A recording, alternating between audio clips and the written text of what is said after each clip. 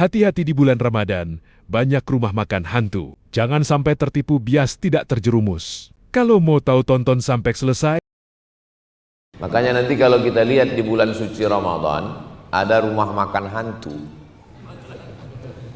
yang kelihatan kakinya, tapi kepalanya nggak kelihatan. Itu ada di Bogor. Di Indonesia. Kalau di tempat saya ada, kelihatan kakinya aja, ditutup pakai kain selendang yang untuk jenazah itu. Kakinya kelihatan, kepalanya nggak kelihatan. Ini berarti dia ini nggak dapat undangan. Nah, makanya kalau ditanya, kenapa nggak puasa? Kan udah dikasih tahu Ustaz Somad, kami bukan orang beranang siang. Kata. Ya ayyuhalladzina aman.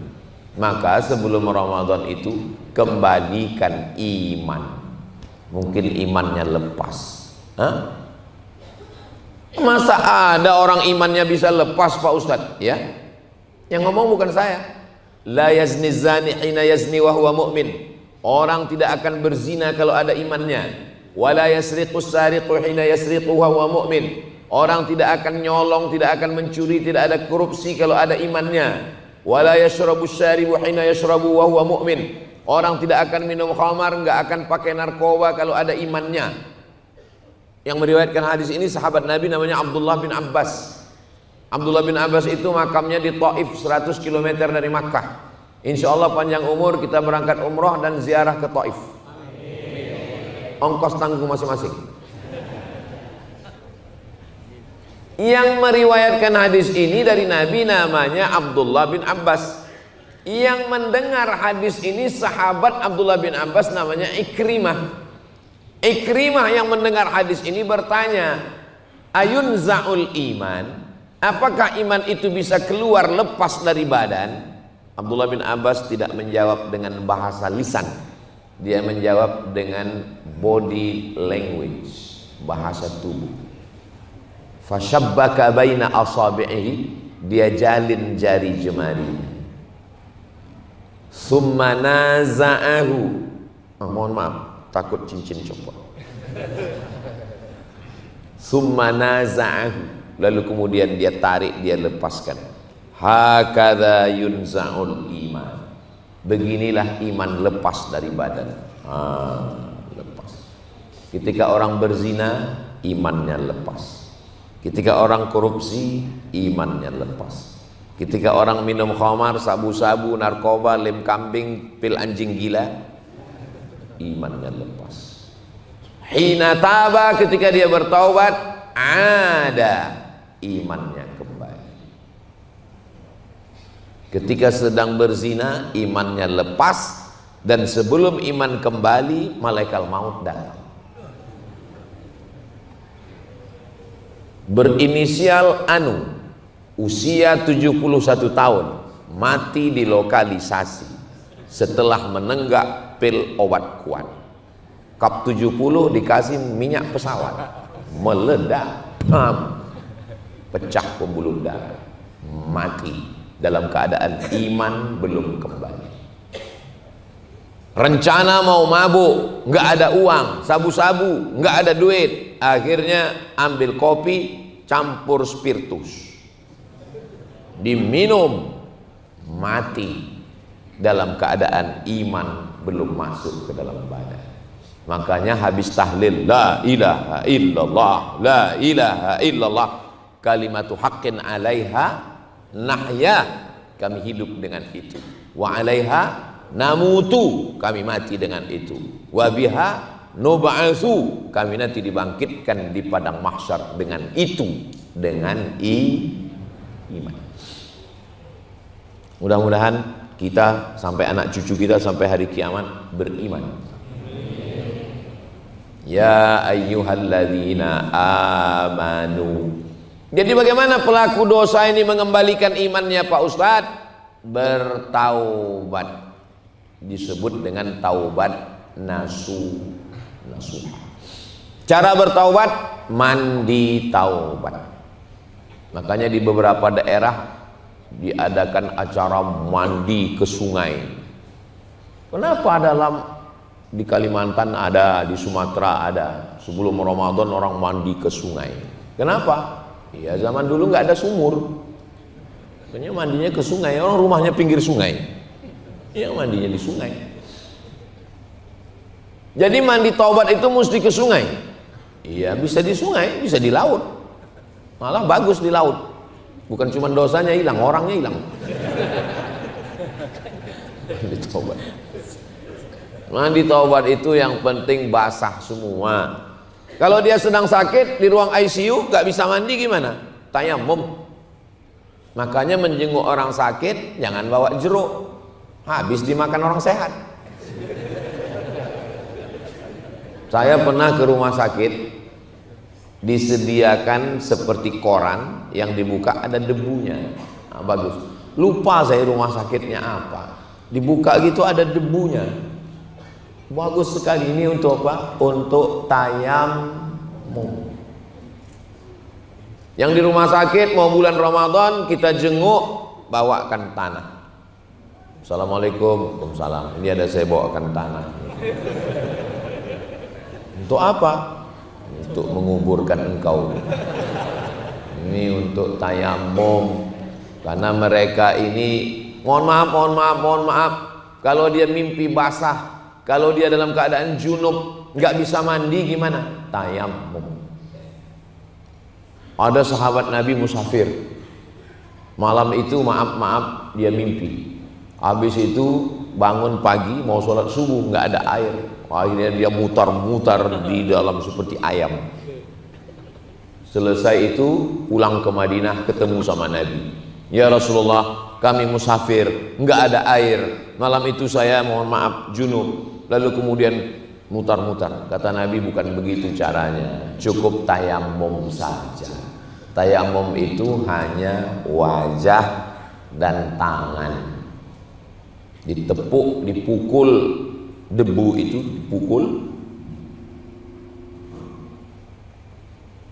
pukul, lepaskan dulu cincin sama jamnya.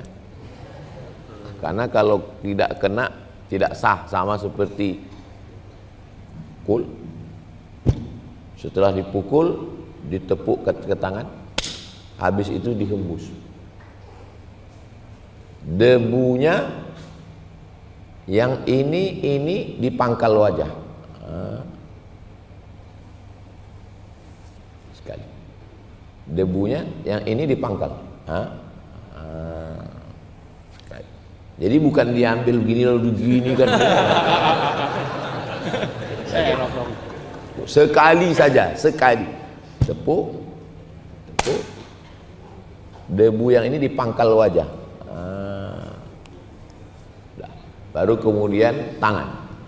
Kalau ada orang yang banyak sekali kabel-kabelnya karena infus, karena macam-macam, susah dicopot, nggak bisa dicopot, ngusapnya hanya sampai pergelangan tangan pakai mazhab Maliki.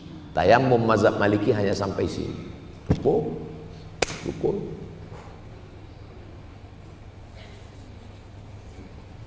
Cukup. Kalau yang tayamumnya sampai ke siku, mazhab Syafi'i. Debunya dibagi 3. Tapak tangan 1, ujung pangkal jempol. Ujung pangkal jempol. Yang ujung untuk bagian bawah, yang bagian dalam telapak tangan, yang bagian sini. 1, 2, 3. 1, 2. Mana kanan kiri? Lupa pula. Kanan ya. 1, 2, 3. 1, 2, 3. Tidak pakai kumur-kumur. Sholat. Nampaknya simpel, nampaknya sederhana. Tapi tayamum, banyak orang tidak tahu bagaimana cara mensucikan dia di hadapan Allah Subhanahu wa taala setelah bertaubat nasuha. Mohon maaf, saya pakai lagi. Pernah beberapa tempat lupa. Lalu kemudian setelah itu dia sholat sunat taubat. Bagi yang pakai usolli sunnatat taubat raka'ataini. lillahi ta'ala. Bagi yang nggak pakai usolli, ya nggak pakai usolli. Ustaz Somad kalau sholat pakai usolli, pakai. Kenapa Ustaz pakai? Lidaf'il waswasah, untuk menolak was-was dalam hati. Itu guna usolli itu. Tapi bagi orang yang udah nggak was-was, ya nggak usah pakai usolli. Allahu Akbar. Ini sholat sunat apa sholat wajib ya? Sholat qobliyah apa ba'diyah ya? Sholat zuhur apa sholat asar ya?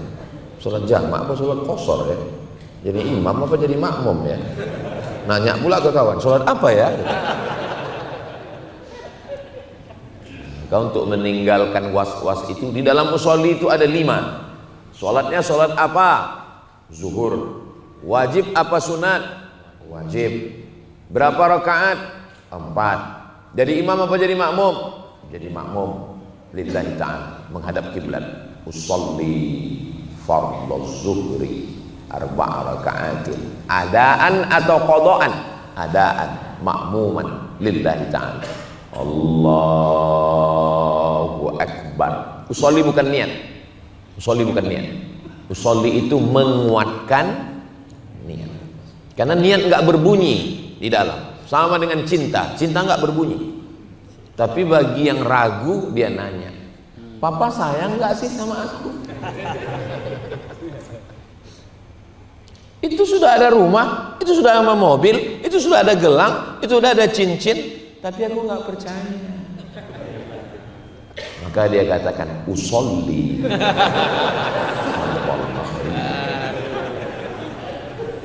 Untuk menguatkan hati. Jadi I love you itu untuk menguatkan hati. Betul nggak Bu?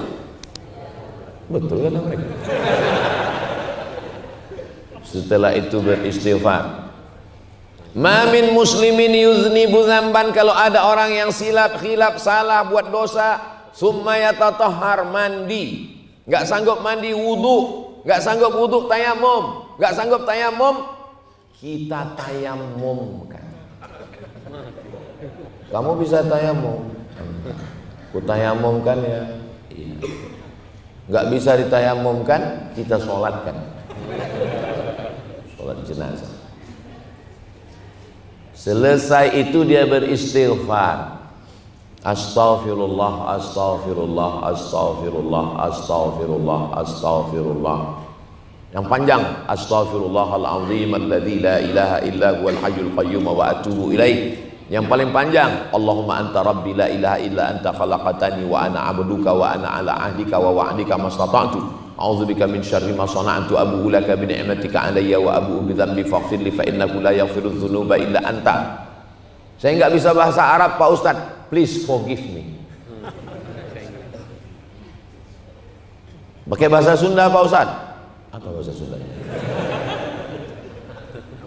Hampura sim kuring. Sampura sun. Hampura. Sim kuring. Hampura sim kuring. Iya, begitulah lebih kurang. Iya. Penting Allah. Allah Maha tahu bahasa apapun yang kita pakai. Yang nggak boleh pakai bahasa asing dalam sholat. Kalau di luar sholat silakan. Dalam sholat nggak boleh pakai bahasa asing. Allah gede banget. Allahu Akbar.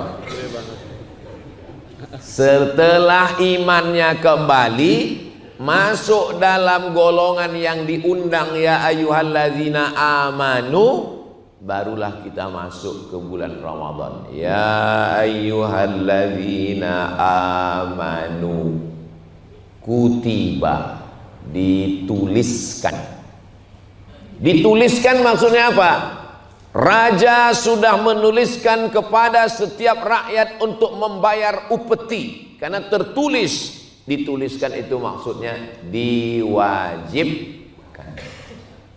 Biasanya zaman dulu utusan raja-raja dari istana turun ke rakyat membacakan dituliskan. Nah, makna dituliskan itu diwajibkan. Ya ayyuhalladzina amanu kutiba, diwajibkan. Hukum itu ada berapa? 5. Kalau perintahnya kuat, wajib. Perintahnya enggak kuat, sunnat. Larangannya kuat, haram. Larangannya enggak kuat, makruh. Enggak disuruh, enggak dilarang, mubah. Saya ulang sekali lagi. Perintahnya kuat, wajib. Perintahnya enggak kuat, sunat. Larangannya kuat, haram. Larangannya enggak kuat, makruh. Enggak disuruh, enggak dilarang, mubah. Ceramah pakai mikrofon, enggak disuruh, enggak dilarang, mubah. Makanya kalau ada orang yang ngomong ceramah pakai mikrofon, bid'ah, keluar dari hukum yang 5. Jangan pakai itu Pak Ustadz, karena ini buatan orang kafir. Loh, kalau gitu jangan pakai handphone, jangan pakai motor, jangan pakai mobil, karena itu buatan orang kafir semua. Jangan pakai jam, buatan orang kafir. Ini kan buatan orang kafir, makanya tulisannya on off. Kalau buatan orang Islam, al hayah wal maut.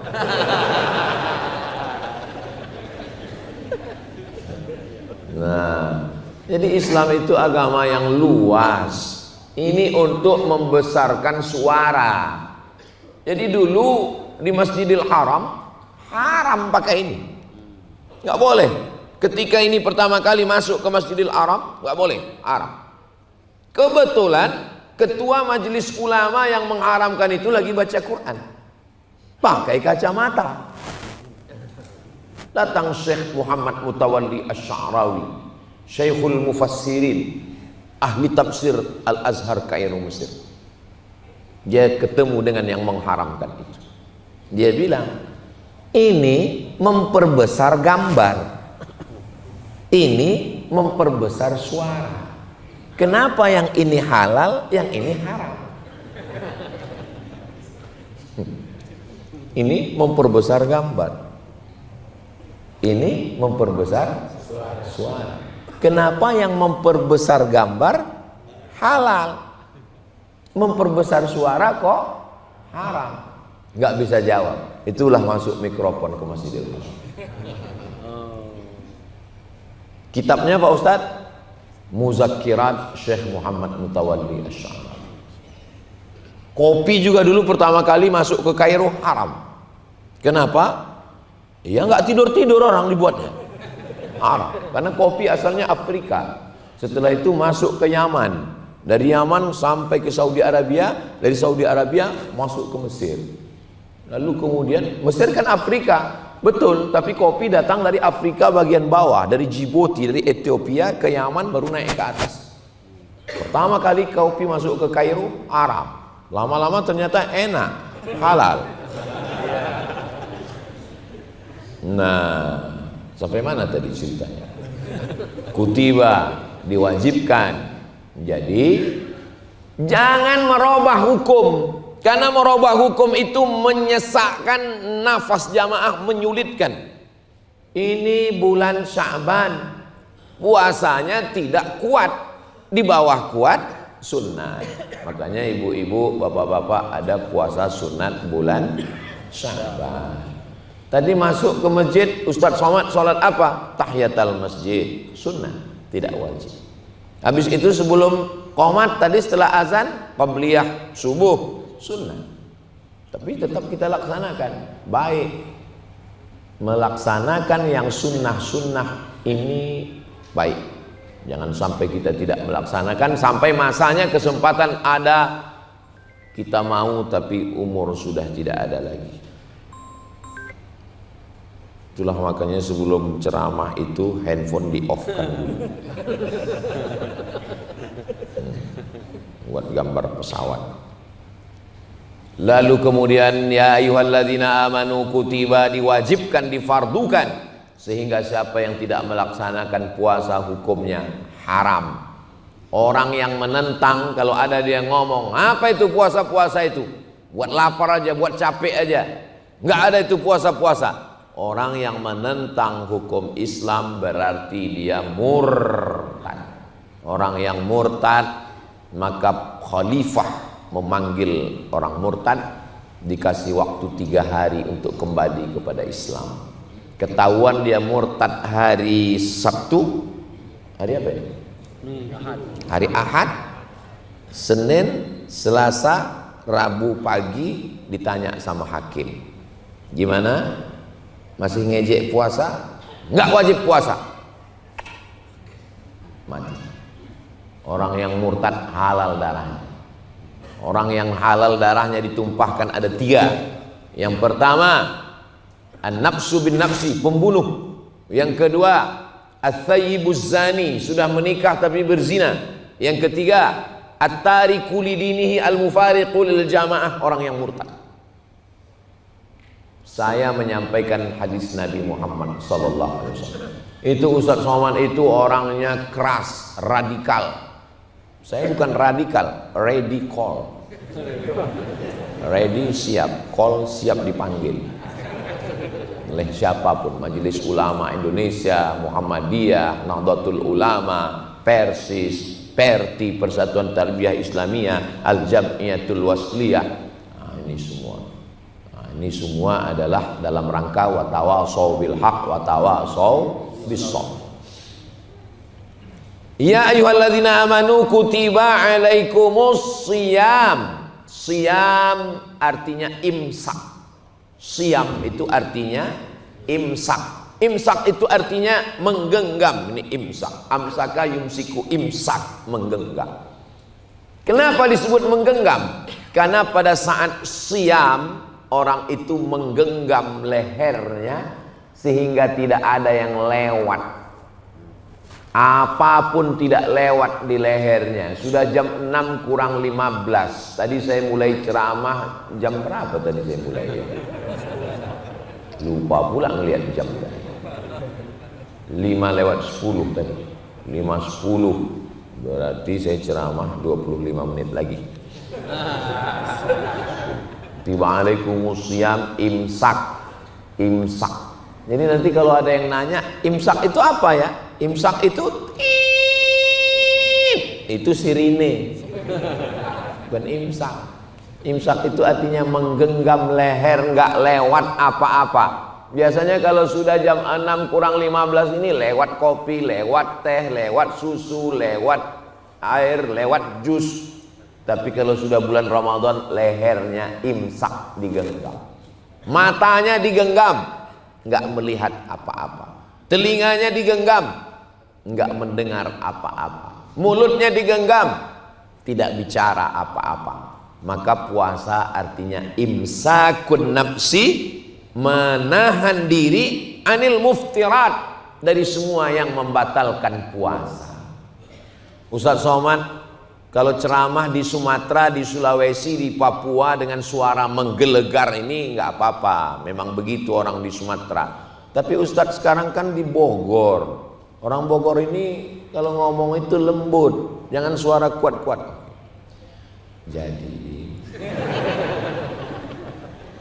imsak atuh. Imsak itu menahan diri dari semua yang membatalkan puasa. Min tulu'il fajri, dari terbit fajar. Terbit fajar itu adalah waktu azan subuh. Ila ghurubis syamsi, sampai tenggelam matahari, azan maghrib. Jadi garis startnya azan subuh, garis finishnya azan maghrib. Lalu dari mana asalnya 10 menit sebelum azan sudah stop makan, yang disebut dalam jam itu imsak? Hadis Anas bin Malik, pembantu Nabi. Wahai Anas, ya, Nabi itu berhentinya makannya kapan? Ya, waktu itu belum ada jam. Kira-kira 50 ayat sebelum azan subuh. Kira-kira 50 ayat, nggak terlalu panjang, nggak terlalu pendek. Setelah dihitung 50 ayat sebelum azan subuh itu, itulah diambil 10 menit. Imsak itu lampu kuning, belum lampu merah. Maknanya kalau lampu kuning kita bawa motor, masih boleh lewat nggak?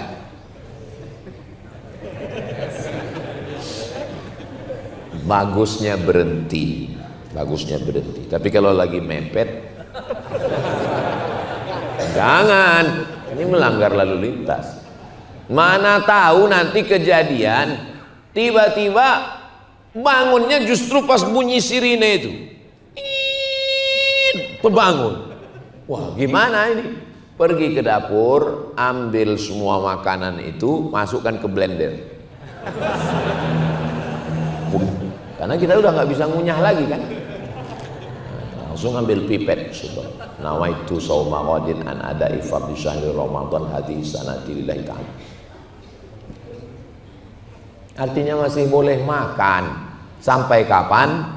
Sampai azan subuh. Kalau azan sudah berkumandang, sementara di dalam mulut ada makanan, ditelan atau dikeluarkan? Batal kalau ditelan. Itulah bagusnya imsak, supaya enggak was-was. Karena kalau ditelan was-was, batal enggak ya? Batal. Tapi kalau kita sudah bunyi sirine, udah gosok gigi, udah tenang.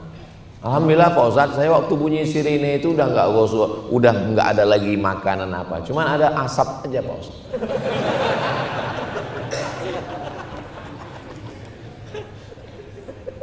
Maroko, saya 2 kali Ramadan di Maroko, 2025, 2005, 2006. Enggak ada sirine imsak. Imsak itu cuma ada di mazhab Syafi'i tempat kita. Maroko mazhabnya Maliki, enggak ada imsak. Ya kami makan aja, makan tiba-tiba Allahu Akbar, Allahu Akbar.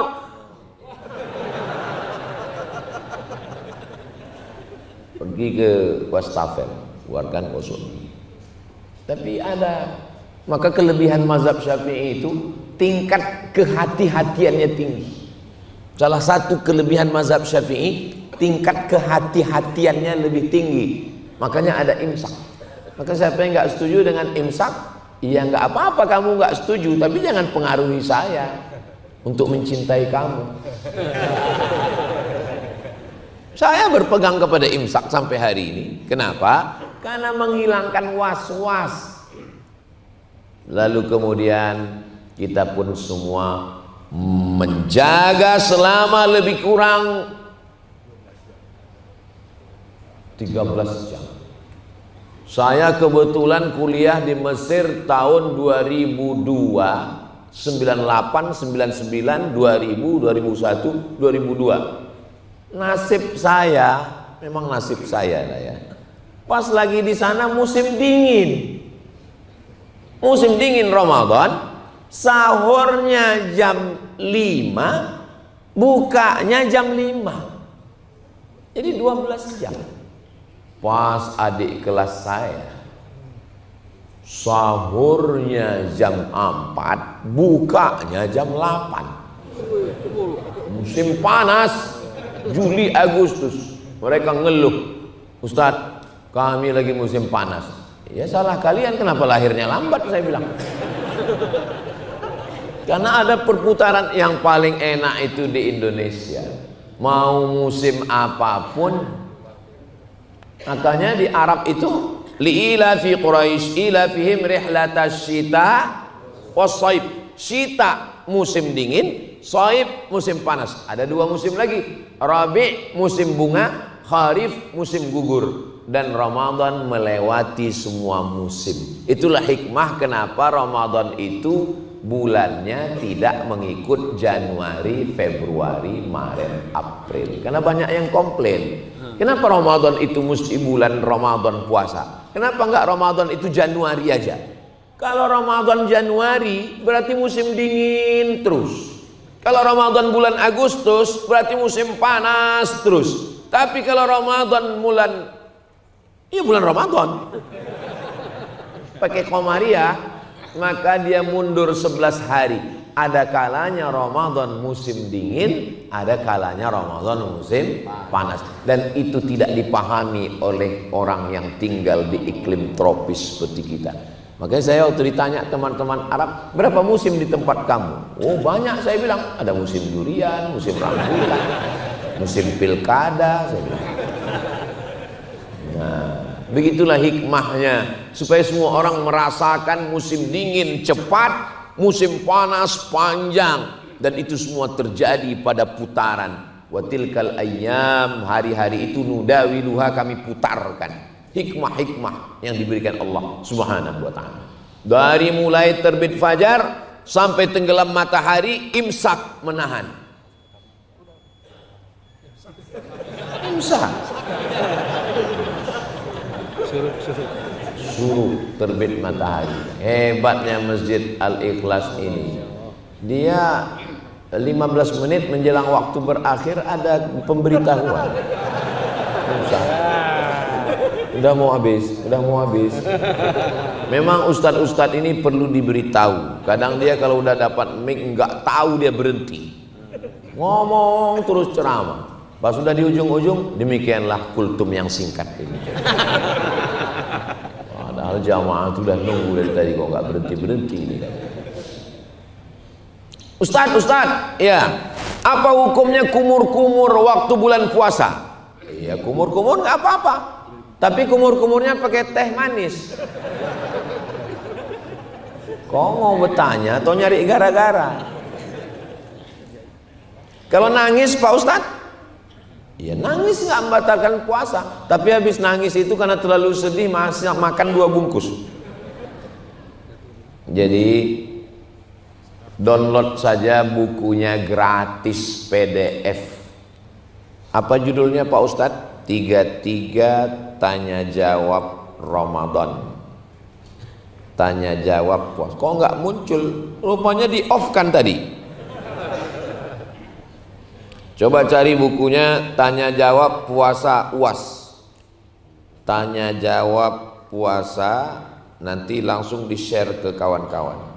Tanya jawab puasa UAS. Ada PDF. Tanya jawab puasa. Banyak. 30 fatwa Ramadan oleh Ustadz Abdul Somad, PDF gratis. Download. Boleh dicetak. Berarti udah mau buka. Cepat sekali. Menjelang berbuka begitu biasanya. Tanya jawab puasa. Ini saya susun. Saya ambil 3 fatwa ulama. Yang pertama Syekh Yusuf Al-Qaradawi, yang kedua Syekh Atiyah Saqar, yang ketiga Syekh Ali Jum'ah, ulama besar Al-Azhar. Saya gabungkan dalam satu buku Bunga Rampai. Boleh silakan cetak. Majelis taklim, pengajian, masjid, surau, langgar, musola, silakan. Asal jangan, ini jangan sampai dicetak lalu dibuat di luar foto, coblos nomor, itu jangan. Lalu setelah kita tahan diri dari semua yang membatalkan, sampailah waktu azan maghrib berbuka puasa. Yakinkan memang azannya itu betul-betul azan waktu Bogor. Jangan sampai azannya azan handphone yang belum di setel, terlalu cepat. Ya ayyuhalladzina amanu kutiba alaikumus shiyam kama kutiba alal ladzina min qablikum, sebagaimana diwajibkan kepada orang-orang sebelum kamu. Kalau kamu dilarang makan minum wahai orang beriman, jangan sangka itu berat. Kenapa? Karena orang sebelum kamu puasanya lebih berat. Apa puasanya? Inni nazartu lirrahmani shauma walan ukallimal yauma insiya. Puasa mereka dulu nggak boleh ngomong. Kita puasanya boleh ngomong nggak? Boleh. Bayangkan kalau puasa kita seperti puasa mereka. Dan berikut ini mari kita dengarkan kultum dari Ustadz Somad. Nggak boleh ngomong. Kita puasa boleh ngomong, tapi ngomong yang baik-baik. Puasa mereka dulu, mohon maaf, malamnya nggak boleh berhubungan. Puasa sebelum kita. Orang Islam malamnya boleh berhubungan nggak? Boleh. Tergantung dengan siapa. Main boleh-boleh aja.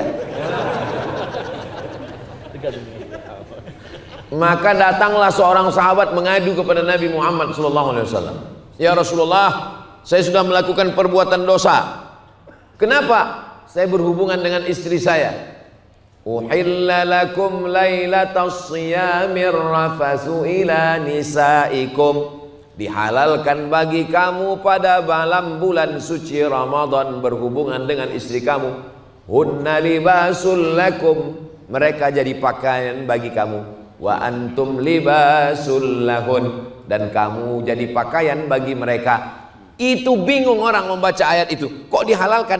Karena puasa zaman dulu berat. Malamnya nggak boleh berhubungan dan siangnya nggak boleh ngomong. Jadi puasa kita ini sebetulnya sudah ringan, tinggal makan minum ditahan.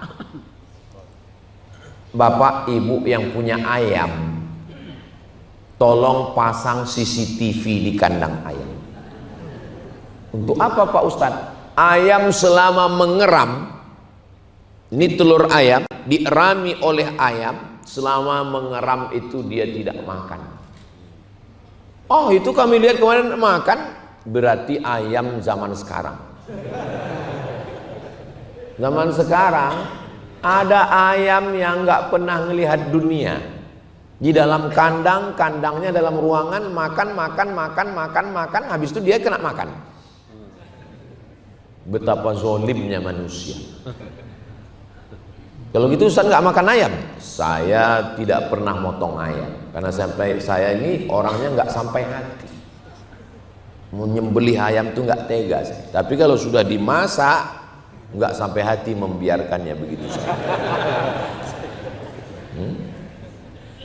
Ular sebelum bersalin kulit berpuasa. Jadi berpuasa itu ternyata mengganti organ onderdil sel tubuh yang mati-mati. Makanya selesai berpuasa itu orang itu cerah. Selesai puasa itu fresh. Kenapa? Karena yang mati-mati itu diganti dengan yang baru. Makanya selalu keluar dari bulan puasa itu semuanya cerah, glowing. Kenapa? Rupanya skincare. Saya bertamu ke rumah jamaah, diberi selebaran. Ustaz tolong baca. Saya baca. Ternyata kita ini makan racun. Kita makan apel. Begitu apelnya dibelah, enggak ada ulatnya sama sekali. Tapi jambu di depan rumah kita petik, kulitnya mulus, pas dibelah berulat. Kenapa apel enggak dimakan ulat? Kenapa apel tidak dimasuki ulat? Kenapa jambu berulat? Ya karena ulatnya suka makan jambu. Bukan. Karena apel disemprot dengan pestisida. Dan pestisida tidak hilang dicuci dengan sabun. Kita makan apel plus racun pestisida. Menggumpal di dalam badan, mengkristal, disebut dengan CANCER, cancer. Orang barat menyebutnya cancer, orang kita menyebutnya kanker. Plastik yang masuk ke dalam badan, plastik, silikon masuk ke dalam badan, dia tidak bisa diserap oleh tubuh. Sama seperti kalau kulit pisang masuk ke dalam tanah, hancur, diurai oleh alam. Tapi kalau plastik botol kita masukkan ke tanah 100 tahun nggak busuk. Ini plastik ini. Tolong plastik ini jangan buang sembarangan karena 100 tahun dia nggak akan hancur. Bedakan sampah kertas, sampah plastik. Karena tidak bisa didaur ulang. Ini bisa dibakar, dihancurkan. Santri-santri kami ajarkan ini pembakaran. Dibakar ini bisa diolah jadi solar lagi. Begitu jugalah kalau bahan benda asing ini masuk ke badan kita. Bagaimana cara menghancurkannya? Ternyata lemak badan, kolesterol, gula darah, racun. Datang racun. Itu bisa dimakan oleh tubuh kita sendiri. Ustaz Somad tolong baca ini. Pas saya baca-baca, kata dia membakar racun, lemak, kolesterol dalam tubuh dengan cara tidak makan 8 hari dalam sebulan. Begitu saya lihat, Allahu Akbar. 8 hari nggak makan dalam sebulan, Senin Kemis, Senin Kemis, Senin Kemis, Senin Kemis. Yang mengajarkan siapa? Nabi Muhammad sallallahu alaihi wasallam. Yang mengamalkan siapa? Orang barat. Kata orang barat yang nggak bertuhan, yang ateis tapi dia percaya medis, kalau mau badan sehat dan fresh, jangan makan berat 8 hari dalam sebulan, 30 hari dalam setahun. 30 hari dalam setahun kita sudah laksanakan, namanya Ramadan. Dan sekarang saya lihat pejabat, orang kaya, konglomerat, pas makan nggak makan tepung, nggak makan nasi. Bapak nggak makan, diet karbo. Ada kepiting, ada udang, ada cumi, ada ayam, ada daging, minum air putih. Terus siapa yang makan? Saya. Allahumma barik lana fima razaqtana wa qina azabannar. Yummy. Ustadz banyak puasa sunat ya? Banyak jamaah ini yang husnuzon sama saya. Dibilangnya saya puasa sunat. Bagus, dapat pahala yang husnuzon. Saya jarang puasa. Terus Ustadz kok kurus? Takdir. Tanyalah tim. Makan, saya makan terus. Tadi malam Ustadz ini ada minta iklan endorse ayam panggang. Saya makan. Ini ada kue Pak Ustadz. Namanya kue apa? Kue mahal. Enggak ada namanya. Namanya kue mahal. Kenapa? Karena ada ikan salmon. Saya bingung gimana nanti saya mau pesan. Assalamualaikum, ada kue mahal. Saya makan. Prinsip saya pantang. Ustadz ada pantangan? Ada. Pantang dekat, habis. Kuncinya makanan ini satu. Kulu, makanlah. Washrabu, minumlah. Wala tusrifu, jangan berlebih. Itu aja. Saya makan nggak pernah berlebih. Saya makan. Alhamdulillah. Jangan pikirkan omongan orang. Yang makan silakan makan. Mau gemuk mau kurus, yang penting sehat. Sebetulnya hidup ini nggak berat. Yang berat ini mikirin omongan orang. Kurus kita, Ustaz Somad kelihatannya banyak kali beban hidup. Gemuk kita, pertumbuhan itu ke atas bukan ke samping. Jadi sebetulnya kita sakit ini bukan karena makanan, tapi karena cakap orang. Makanya jangan pikirkan cakap orang. Yang membuat kita sakit ini pikiran ini, memikirkan omongan orang, memikirkan komentar orang. Dulu yang dipikirkan orang hanya komentar tetangga, depan, belakang, kanan, kiri. 4 cukup. Sekarang grup WhatsApp, komen, Instagram, TikTok, banyak. Makanya jangan pikirkan. Tapi Ustaz kan ada medsos juga. Iya memang betul. Tapi dikelola oleh admin. Makanya adminnya yang sakit pikiran. Saya enggak. Kutiba ya ayyuhalladzina amanu kutiba alaikumus shiyam kama kutiba alal ladzina min qablikum. Poin yang terakhir yang kelima. La'allakum tuqjan. Puasa bukan karena mau pesugihan kaya pergi ke gunung enggak makan enggak minum. Puasa bukan karena mau kebal nggak makan nggak minum. Kenapa orang mau kebal itu puasa? Orang kalau mau kebal dia puasa nggak makan nggak minum supaya lemah. Setelah lemas dia mengalami halusinasi karena lemah. Habis itu masuk setan. Lapar. Maka ibu bapak jangan terlalu lapar. Nanti masuk setan.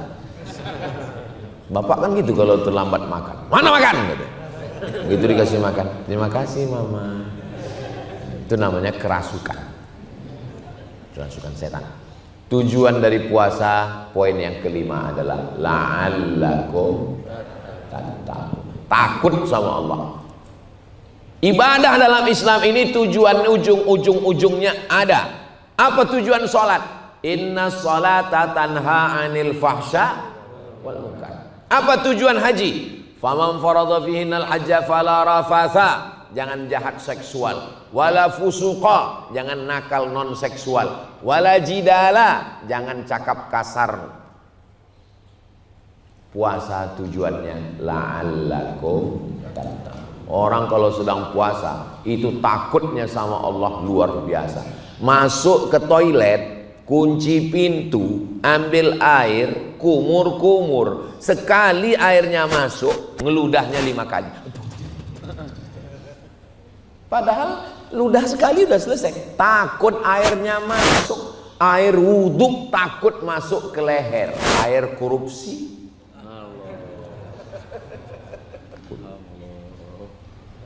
Assalamualaikum. Waalaikumsalam. Gimana kabar anak si anu, mantu si anu, jiran si anu, tetangga si anu, cucu si anu? Shhh, jangan bicara aib orang. Saya takut puasa saya rusak. Stop. Terus gimana? Nanti habis buka kita bahas.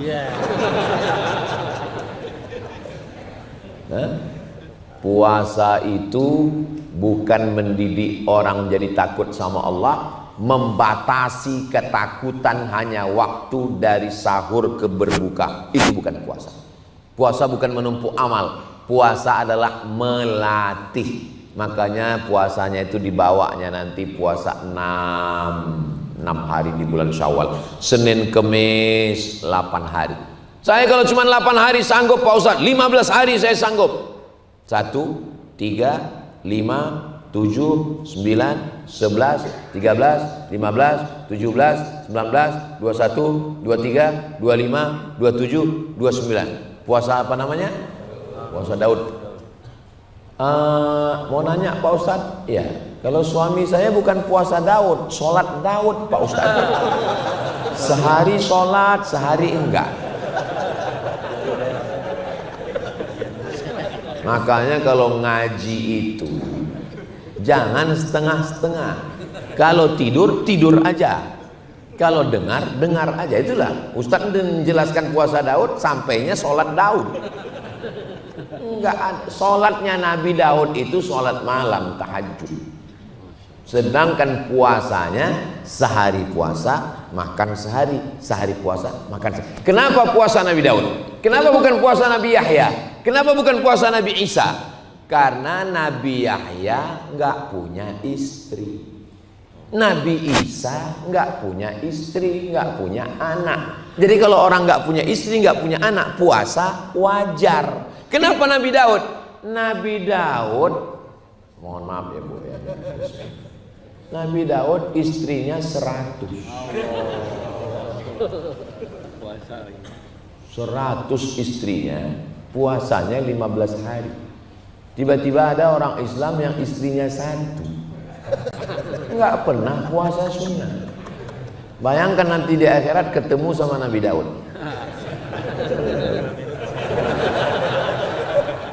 Berapa bini kau, kata Nabi Daud? 1, nggak pernah kau puasa. Aku 100, kata dia. 15 hari aku puasa sebulan. Ada puasa yang lebih hebat lagi di atas puasa Nabi Daud. Namanya puasa dahar. Hanya sukun, dahar. Bukan dahar, kalau dahar makan. Puasa dahar. Dahar artinya puasa terus menerus. Puasa yang tiap hari puasa. Boleh Pak Ustadz puasa tiap hari. Boleh, bersyarat tidak terganggu mencari nafkah. Seorang istri, suaminya meninggal, sudah tua, dia sudah ada income pendapatan, dia puasa tiap hari, boleh. Contohnya siapa? Istri Nabi Muhammad, Sayyidatuna Aisyah. Setelah Nabi meninggal, Aisyah puasa dahar tiap hari. Sahabat Nabi Abdullah bin Umar puasa dahar tiap hari, boleh. Tapi bapak nggak boleh puasa dahar, karena bapak masih mencari nafkah. Kalau bapak puasa dahar, anak istrinya mengamuk, marahnya ke saya. Ini gara-gara ikut Ustadz Somad, sesat Ustadz Somad dulu. Jadi poin yang kita ambil dari 183 Al-Baqarah ada 5. Ya ayyuhalladzina amanu kutiba alaikumusshiyam kama kutiba alal ladzina min qablikum la'allakum tattaqun. Bagi yang mencatat, menulis, alhamdulillah. Bagi yang nggak nyatat, nggak nulis, nggak apa-apa, karena bisa ditonton ulang di channel Ustadz Abdul Somad Official. Subscribe, like, share.